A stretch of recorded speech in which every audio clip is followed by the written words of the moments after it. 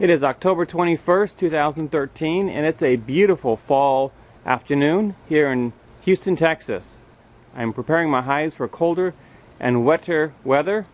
As you can see, I've got my bottom boards here. I have a screen bottom board on each of these hives, and so when the weather gets cooler, I slide these bottom boards underneath the screens, which will help reduce the airflow, which will help keep the hives warmer. As you can see, I still have a lot of activity here with the beehives, and you'll see these honeybees coming in with their pollen sacs completely full. But because the weather changes so much here in the fall, I'm going to go ahead and add these entrance reducers to help the bees maintain the proper temperature in the hives. But because we have so much activity, I'm going to be setting this on the large side so they still have quite a bit of room to get in. In order to make this easier to remove and to change from the large side to the small side, I have learned to place the entrance reducer just in front of the hive and not push it all the way down inside the hive, because then it makes it hard to remove. You can see the bees are a little confused with the entrance reducer on there, but they'll figure it out. But this gives us a chance to see really here, even in October, how much pollen they're still bringing back to the hive. I did manage to break one of my entrance reducers, so I just took a piece of scrap lumber. I cut it about an inch, inch and a half shorter than the entrance, and place it in front. That still allows the bees plenty of room to get in and out and helps protect them from the weather. I'm in the back of the hive right now, and I'm just going to insert the screen bottom board cover just like that.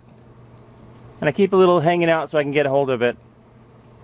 But what's important to do is to come out about every 2 weeks or so, or maybe even once a week, and clean this out, because there will be bee poop and other things on top of here that you want to clean off to keep your hive clean and healthy. After removing the top cover and inner cover, the first thing I look for is the quantity of bees on the frames. If they're shoulder to shoulder, which they look like here, I'm very happy that I have a strong, healthy hive. I have not smoked them yet. I only smoke them if I have to protect them from getting crushed when I'm moving things around. So let's take a look at the honey super, their supply of honey and the amount of larvae they have, their supply of honey in the brood box, and the amount of larvae in the hive. For my convenience as a beekeeper, I do like to keep the hive nice and clean, and I know that this propolis here is really healthy for the hive, but I'm just going to move this out of the way with my hive tool so I can get in and out of the hive when I need to. The way that I like to work through the hive is I take my hive tool and I will loosen up each one of these frames on this end with the hive tool, then on this end with the hive tool. Then I'll use this tool to pry one frame up and remove it from the hive and place it over here. Then I can put my hive tool away and use my hands and not have to keep taking my hive tool out of my pocket and using it.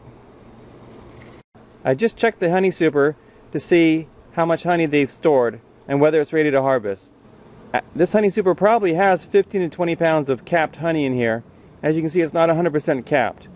So I could go ahead and harvest this if I wanted to and put another 15-20 pounds of honey from this one hive into my food storage. What I think I'll do is, because the bees are still very active, I'm going to leave this honey super here and let them finish this off. The plan is to remove the honey super completely from the hive if the hives have enough stored honey in the brood box. That's what I'm checking next. But right now it looks like they're still very active in producing and storing honey. I've got all the frames back in the honey super, and the first frame I took out was frame number 1, and I put it in the frame holder over there that I've removed. But as I work through the hive, I move everything to the left. Now I'm very careful when I'm working the brood box to make sure I put frame number 1 back into frame number 1's position and so forth.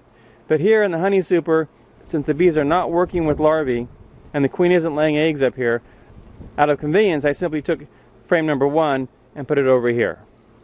If you have specific reasons that you'd like to explain why it's important to put the frames back in the original order in the honey super, please comment below. Just one other note, I still have not smoked these bees. You can see how gentle they are, and I'm going to remove this honey super and put it off to the side, still not smoking. I think often we irritate the bees to the point where we agitate them by using too much smoke and too often. I'm now down to the brood box, and you can see most of the bees are right along the strip here, which means if the queen's up here in this box, she's probably going to be right in here somewhere. It also lets me know that this is probably where the majority of the larvae is, because the bees are taking care of the larvae. I know it's really hard to tell on camera, but this is frame number 3 and is really packed with capped larvae and new larvae inside of here. You can see by the number of bees on here that they're really doing a good job in taking care of the little sisters, and that we've got a healthy, thriving hive. This is frame 7. I like to see frames 1 and 2 and 7 and 8 completely capped with honey this late in the season. This has a lot of honey in it, but it's not capped. I am concerned that they'll have enough food stores. I may just leave the honey super that I just checked on this hive during the winter. Or I may go ahead and feed them with some sugar water or some old honey that was given to me to help them build up the stores for winter. I am done inspecting this second story brood box. I'm happy with what I'm seeing in here as far as the amount of bees and larvae. I'm not happy with the amount of honey, but let's see what they have stored down below. When I'm removing boxes, what I try to do is get my hive tool well inside of the box, not here on the corner, and then I pry up. That way it stops me from damaging the edge of the corners here. That's such a typical problem that you can buy reinforcements for corners at beehive supply stores. But you can avoid that problem by simply scooting in your hive tool a little bit further and then prying up like this. Because I haven't used my smoker yet, I do occasionally check it just to make sure that it hasn't gone out. Looks like we're good. In order to reduce the number of bees that I might squish, and to make it easier to take this off of this box here, whenever I move boxes on top of each other while I'm working through a hive, I do crisscross them. That way there's less contact space along the edges here and less chance of them sticking together. Makes it safer for the bees and easier on me. Again, at first glance, I'm checking to see where the bees are. They're primarily over on this side, which probably means that's where the majority of the larvae is, like it was in the last box. And there's a few of them over here, which means they're probably storing a little bit of honey, but not a lot. This is frame 3 from the bottom brood box. It's a beautifully laid pattern for the queen. She's doing a great job. However, it is the only frame that they are using in the bottom brood box. All the other 7 frames are completely empty. So what I'm going to do to prepare this hive for winter is I'm going to remove the bottom brood box. I'm taking this frame and putting it in position 2 in the other brood box, which was an empty frame. I'll brush off all the bees into the 1-story brood box and put the honey super back on so they can use that honey for winter. Because I'm basically reducing the hive by 50%, that means the bees are going to be a lot closer together. They'll be warmer for winter. Now, because I am putting the honey super back on, I am going to have to smoke these bees to get them off the edges so I don't damage them. Obviously that irritates them, so you can hear the hum increase, but it cleared off the edges so I can put the honey super back on. Okay, I'm done shaking the bees out from all the frames in the other brood box. They look like they're comfortable. It looks like they have enough room. And of course the danger in doing this is missing the queen. So I did check all 6 sides of each of the frames, didn't see any bees left, and I shook all the bees right over the box. So I'm confident that the queen is in here, but when I check back in about 3 weeks, if I don't see any larvae, then I know it's time to buy a new queen. But at this point I'm really confident that the queen is back in the hive.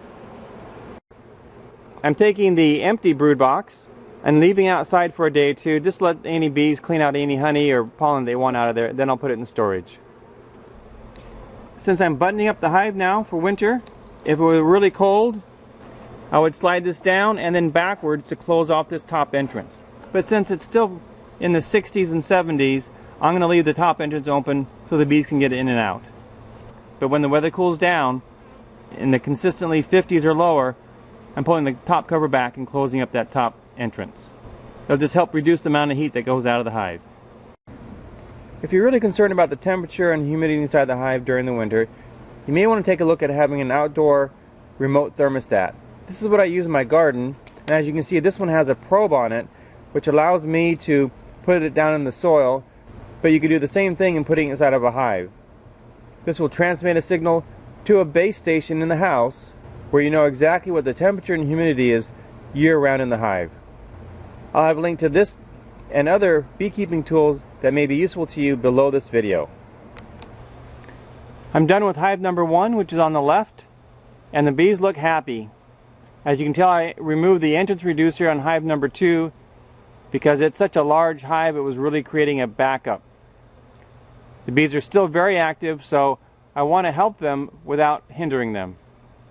For my last inspection, the other 2 hives seem to have a good ratio of bees to frames, and so I don't plan on reducing them, and I do plan on harvesting the honey from those 2 hives. But I won't be able to tell until I check. During the year, I like to look through my hives about once a month, and during the honey flow in the spring, I typically check once a week or more often, to always make sure there's plenty of room for the queen to lay eggs and for the hive to store honey. If you are going to reduce your hive for winter from 2 boxes to 1, you need to make sure there is enough room for the queen to continue to lay at a reduced rate and for the bees to store some honey. Otherwise, you'll just cause your hive to swarm. I'll keep a close eye on the hive number 1 here, and in 2 weeks I'll take another look and see how they're doing. But I anticipate this being just the right size for this hive. This is LDS Prepper reminding you, if you are prepared, you shall not fear. And if you're a good steward with your bees, they will reward you with great honey, increased pollination, and harvest from your garden.